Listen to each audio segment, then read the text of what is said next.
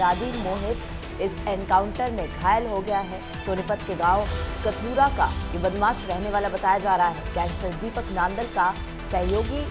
आपको बता दें, मोहित बदमाश के पास से देसी पिस्तौल बरामद किए गए हैं। 4 जिंदा राउंड भी उससे बरामद हुए हैं।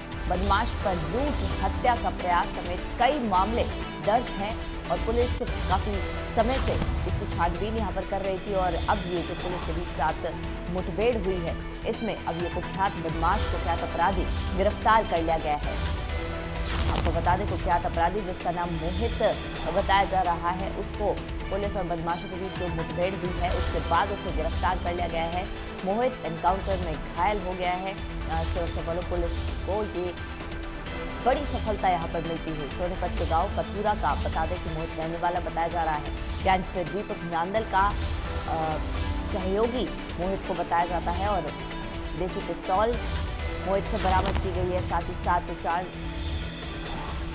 कारतूस भी उससे मिले हैं। आपको बता दें, पुलिस काफी समय से इसकी तलाश में जुटी हुई थी, क्योंकि हत्या और मारपीट के कई मामले मोहित पर पहले से ही दर्ज हैं।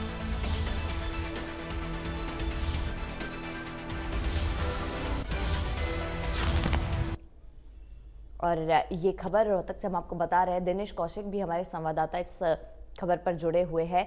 दिनेश, ये जो पूरी खबर सामने आ रही है, एक बड़ी सफलता यहाँ पर पुलिस बलों को मिलती हुई नजर आ रही है, क्योंकि मोहित जो एक कुख्यात बदमाश है, पहले भी कई मामले इस पर दर्ज हुए हैं और अब आखिरकार ये एनकाउंटर में घायल हो गया है, गिरफ्त में आ गया है। जी बिल्कुल। जो गैंगस्टर नांदल है वो विदेश में रहकर अपना गैंग चला रहा है और मोहित को उसका सहयोगी बताया जा रहा था। मोहित पर भी अलग अलग जिलों में करीबन आधा दर्जन से ज्यादा मामले जो हैं दर्ज हैं। हाल ही में करनाल में मोहित ने एक जगह पर करीबन 50 राउंड फायर भी किए थे। पुलिस को सूचना मिली थी कि आईएमटी एरिया में मोहित घूम रहा है, जिसके बाद पुलिस ने उसे घेरने की कोशिश की, क्योंकि मोहित बाइक पर जा रहा था और मोहित ने अचानक से पुलिस पर फायरिंग कर दी, जिसकी जवाबी कार्रवाई में पुलिस ने भी फायरिंग की और मोहित के पैर में गोली लगी है, जिसे रोहतक पीजीआई में भर्ती करवाया गया है। ये भी बताया जा रहा है कि मोहित एक सोनीपत के ही एक गांव के सरपंच की हत्या की योजना बना जी। रहा था और उसी कोशिश में जो है वो हथियार इकट्ठे कर रहा था, क्योंकि उसके पास से देसी पिस्तौल और 4 जिंदा राउंड भी बरामद हुए हैं।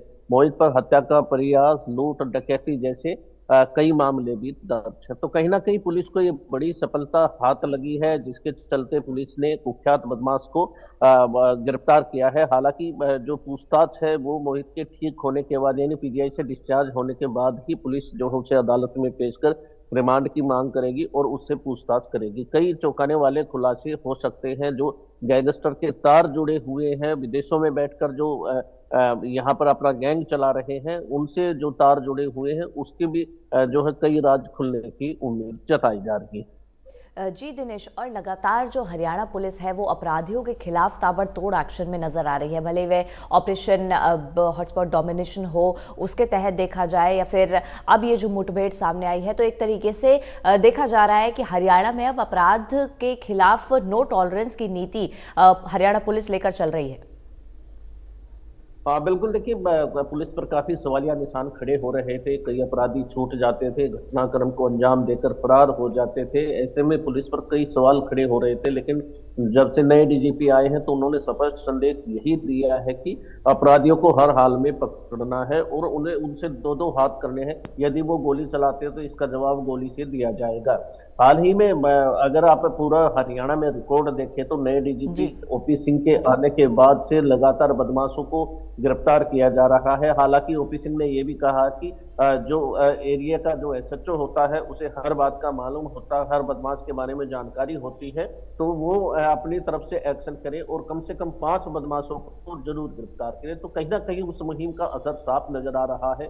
पुलिस अलग अलग मुहिम चला रही है। ऑपरेशन हॉटस्पॉट के माध्यम से भी जगह जगह पर छापेमारी की जा रही है। काफी मात्रा में नशीला पदार्थ भी बरामद किया जा रहा है। जो संबंधित पुलिस अधिकारी होते हैं उन्हें हर बात का मालूम होता है, हर जी।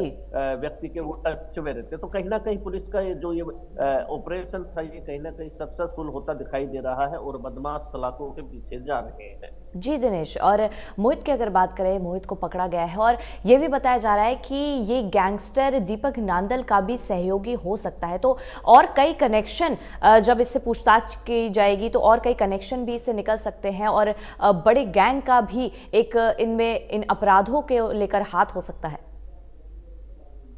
बिल्कुल, देखिए जैसा कि बताया, जो दीपक नांदल है वो विदेश में रहकर यहाँ पर गैंग चलाता है, कई गतिविधियों में वो शामिल रहा है, हत्या के प्रयास, हत्या जैसी वारदातों को भी यहाँ पर अंजाम दिया गया। तो मोहित का उनके साथ कनेक्शन बताया जा रहा है, क्योंकि करनाल में जिस तरह से फायरिंग की थी तो दीपक नांदल का नाम कहीं ना कहीं सामने आया था। ऐसे में पुलिस हर एंगल से जांच कर रही है और मोहित के तार की और कौन से गैंग से जुड़े हुए हैं, अभी वो कहां पर जा रहा था और कहां से आया था, हथियार कहां से लेकर आया था, और वो सरपंच कौन है जिसकी मोहित हत्या करने की योजना बना रहा था। तो इन सारे जो राज हैं उनसे पर्दा उठाया जाएगा। हालांकि पुलिस से हमने बात की तो उन्होंने कहा कि पूछताछ जी के बाद ही सारे खुलासे होंगे और उच्च अधिकारियों जो है इसके बारे में संज्ञान लेंगे। तो कहीं ना कहीं जो बड़े खुलासे होने की उम्मीद यहाँ पर जताई जा रही है। जी जी दिनेश, और बड़े खुलासे होंगे और लगातार जो अपराधियों पर एक्शन जारी है उससे जो प्रदेश की जनता है उसको सुरक्षित महसूस जाहिर बात है ज़रूर हो रहा होगा। बहुत बहुत शुक्रिया आपका इस तमाम जानकारी को हमारे साथ साझा करने के लिए। और खबरों में आगे बढ़ेंगे, एक बड़ी खबर का इस वक्त रुख कर लेते हैं। आपको बता दें, बड़ी खबर इस वक्त की सामने आ रही है दिल्ली से, जहां पर मुख्यमंत्री नायब सिंह सैनी बैठक करने वाले हैं। आपको बता दें